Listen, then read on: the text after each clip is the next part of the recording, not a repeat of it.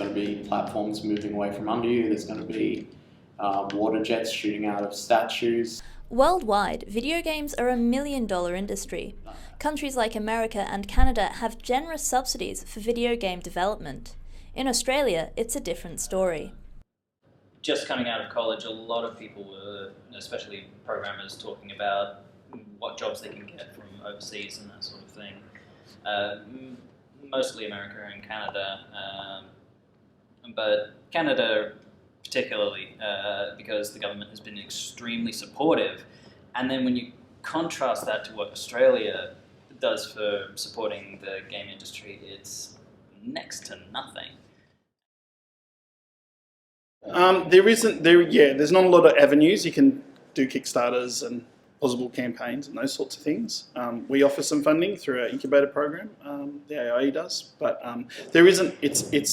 It's hard for investors to come along and look at a group of students or brand new developers that have never published a game before and say, here's something. The majority of studios in Australia that have actually been quite successful have been people that have come from established studios. The team at Big Paw Games are funded by the Academy of Interactive Entertainment, a private gaming college.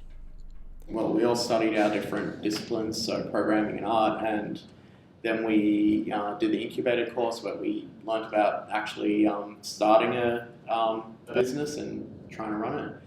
And in addition to that, AIE have funded us a couple of times, so they helped us buy all of our licensing and equipment, and they've funded us again to continue developing it full-time.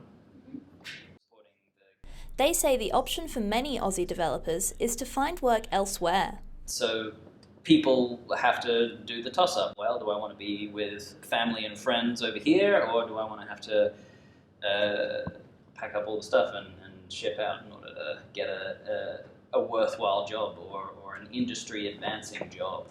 In 2014, one of the few government grants available to game developers was axed.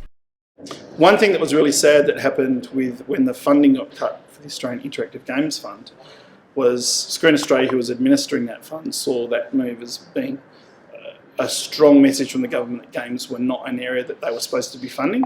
And going forwards, so any more games initiatives, any other funding that Screen Australia was offering, they weren't opening it up to games. This April, a Senate report was tabled with submissions from all across the gaming sector. It recommends new funding for gaming. With an election weeks away, what the government will do remains to be seen.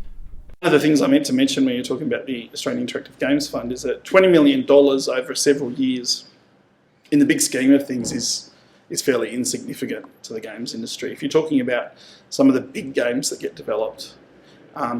So a big game like a Call of Duty game will make, much more than a Hollywood movie, a big Hollywood movie. And if you line up the development costs, they're pretty much the same. So you're talking about $100 million games if you want those big returns. But the Australian government was putting in $20 million, which wouldn't even fund a fifth of one of those big games. Caitlin McHugh, Impetus Oz.